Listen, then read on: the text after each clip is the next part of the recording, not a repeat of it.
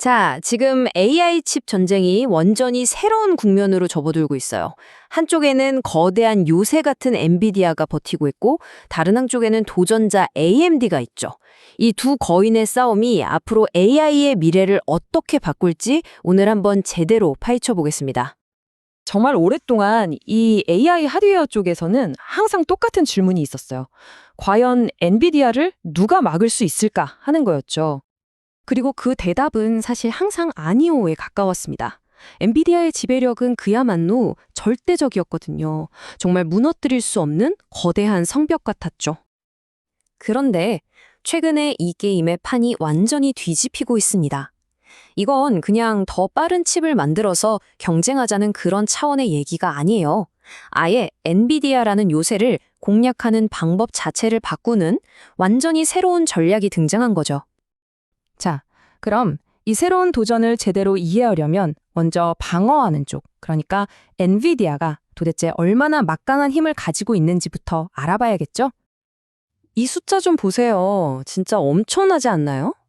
점유율이 95%. 이건 뭐 시장을 이끈다, 선도한다 이런 수준을 넘어서 그냥 엔비디아가 이 시장 그 자체라고 봐도 무방할 정도입니다. 아니 근데 어떻게 이렇게까지 압도적일 수 있을까요? 그냥 GPU 칩 성능이 좋아서? 그것만으로는 설명이 안 됩니다. 그 비밀은 훨씬 더 깊은 곳에 숨어 있어요. 엔비디아의 진짜 무서운 점은 바로 이 폐쇄적인 생태계입니다. 한번 보세요. 일단 블랙홀 같은 괴물 같은 성능의 GPU가 있죠. 근데 이걸로 끝이 아니에요. 이 GPU들을 서로 엄청나게 빠른 속도로 연결해주는 엔비링크라는 자체 기술이 있습니다. 그리고 서버랑 서버는 또 인피니밴드라는 초고속 통신망으로 묶어버리죠. 마지막으로 이 모든 하드웨어를 자기들만 아는 방식으로 완벽하게 굴리는 소프트웨어, 쿠다까지. 이 모든 걸 하나의 패키지로 묶어서 파는 거예요. 그러니까 다른 차들은 아예 들어오지도 못하게 막아놓은 엔비디아 전용 초고속 유료 도로 같은 거죠.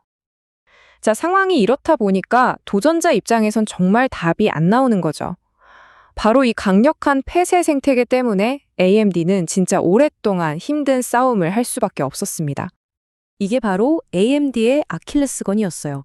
개별 GPU 칩 하나하나의 성능, 그러니까 자동차 한 대의 속도는 어찌어찌 비슷하게 따라왔어요. 어떤 부분에선 더 빠르기도 했고요. 근데 문제는 뭐냐? 수천 대의 자동차를 동시에 달리게 할 고속도로가 없었던 겁니다. 이 칩들을 하나로 묶어주는 연결 기술이 부족했던 거죠. 아무리 빠른 슈퍼카가 있어도 길이 막히거나 끊겨 있으면 소용이 없잖아요. 딱 그 상황이었던 겁니다. 생각해보세요. 오픈 AI나 메타 같은 곳에서 만드는 거대한 AI 모델은 GPU 하나에 들어가지도 않아요. 수천, 수만 개의 GPU가 진짜 하나의 거대한 뇌처럼 착착 움직여줘야 하거든요. 그러니까 칩 하나가 좀 빠르고 느리고는 사실 큰 의미가 없는 거예요. 이 전체 시스템이 얼마나 빠릿빠릿하게 돌아가느냐, 이게 전부인 거죠. 자, 그런데 시장 분위기가 조금씩 바뀌기 시작합니다. 왜냐하면 바로 그 고객들, 그러니까 빅테크 기업들이 서서히 불만을 갖기 시작했거든요. 빅테크 기업들 입장에서 딜레마가 생긴 거죠. 일단 엔비디아 솔루션 너무 비싸요. 그리고 모든 걸 한 회사에만 의존하는 건 사업적으로 너무 위험하잖아요. 언제 가격을 확 올려버릴지, 공급을 끊어버릴지 모르니까요. 게다가 자기들 입맛에 맞게 뭔가를 좀 바꿔보고 싶은데 이 폐쇄적인 구조에선 그것도 힘들고요. 아, 이 비싼 유료도로만 계속 탈 수는 없겠다. 뭔가 다른 길을 찾아야겠다. 이런 생각을 하기 시작한 겁니다. 바로 이 지점에서 AMD가 엄청난 전략적 전환을 합니다. 좋아. 우리가 엔비디아보다 더 좋은 전용 도로를 만들기는 힘들어. 그럼 차라리 모두가 함께 쓸 수 있는 공공고속도로를 만들자. 이렇게 방향을 튼 거죠. 혼자 힘으로는 엔비디아라는 거대한 성을 무너뜨릴 수 없다는 걸 인정한 거예요. 그래서 전략을 완전히 바꿉니다. 바로 연합군을 만드는 거죠. 마이크로소프트, 메타, 인텔 같은 엔비디아의 독점에 불만을 가진 다른 빅테크 기업들을 싹 모아서 우리 다 같이 힘을 합쳐서 모두가 쓸 수 있는 오픈된 생태계를 만들자고 제안한 겁니다. 이게 바로 헬리오스 시스템의 핵심 아이디어예요. 이 연합군의 첫 번째 무기가 바로 오픈 컴퓨트 프로젝트, OCP입니다. 이게 뭐냐면요. 데이터 센터에 들어가는 서버나 부품들의 규격을 레고 블록처럼 통일시켜 버리는 거예요. 그럼 어떻게 될까요? A 회사 서버에 B 회사 부품을 그냥 꽂아 쓸 수 있게 되는 거죠. 더 이상 특정 회사에 종속될 필요 없어지는 아주 기본적인 판을 까는 작업이라고 보시면 됩니다. 그리고 이게 진짜 핵심입니다. 울트라 엑셀러레이터 링크, 줄여서 UA 링크. 이게 바로 엔비디아의 독점 기술인 엔빌링크를 정면으로 겨냥한 개방형 표준이에요. 이게 왜 그렇게 중요하냐고요? 이걸 쓰면 이제 AMD GPU랑 인텔 칩이랑 다른 회사가 만든 칩을 막 섞어서 쓸 수 있게 돼요. 마치 컴퓨터 조립할 때 부품 마음대로 고르는 것처럼요. 최고의 조합을 우리 마음대로 만들 수 있게 되는 거죠. 자, 마지막 퍼즐 조각은 로시A라는 기술입니다. 이건 좀 복잡하게 들릴 수 있는데 쉽게 말해서 엔비디아의 비싼 전용 통신망 잉피니밴드 대신에 우리가 평소에 쓰는 일반 이더넷, 그러니까 인터넷선을 이용해서 서버들을 초고속으로 연결하는 기술이에요. 훨씬 싸고 훨씬 유연한 공공 고속도로를 까는 거죠. 자, 그래서 이제 전장이 명확해졌습니다.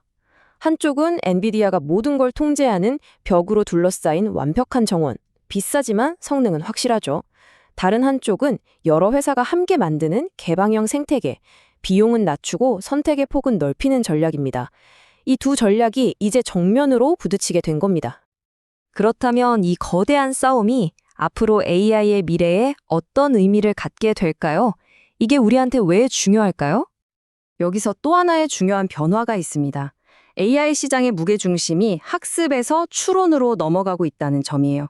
학습은 말 그대로 AI한테 엄청난 데이터를 먹여서 똑똑하게 만드는 과정이고요. 추론은 그렇게 똑똑해진 AI를 우리가 실제로 써먹는 단계입니다. 예를 들면 챗봇한테 질문하고 답을 얻는 것 같은 거죠. 앞으로는 AI를 만드는 것보다 만들어진 AI를 활용하는 시장이 폭발적으로 커질 거란 뜻입니다. 자, 바로 이 지점이 중요합니다. 이 추론의 시대에는요, 무조건 최고 성능보다는 가성비가 훨씬 중요해져요. 적당히 좋은 성능을 훨씬 싼 값에 쓸 수 있다면 그게 더 매력적인 선택지가 되는 거죠. 이게 바로 비용 효율성과 유연성을 무기로 내세운 AMD의 개방형 전략과 딱 맞아떨어지는 부분입니다. 자, 여기서 우리가 꼭 기억해야 할 게 있습니다. 이 싸움은 AMD가 엔비디아를 없애고 새로운 왕이 되겠다는 얘기가 아니에요. 그게 핵심이 아닙니다. 진짜 중요한 건 엔비디아라는 아주 강력한 선택지 말고 드디어 또 다른 강력한 대안이 생겼다는 사실 그 자체입니다. 경쟁자가 생기면 어떻게 되죠? 당연히 가격은 내려가고 기술 혁신 속도는 더 빨라지겠죠. 결국 소비자, 그리고 우리 모두에게 좋은 일이라는 겁니다. 결국 질문은 하나로 모아집니다. 과연 앞으로의 AI 시대는 한 회사가 독점하는 비싼 사설도로 위에서 펼쳐질까요?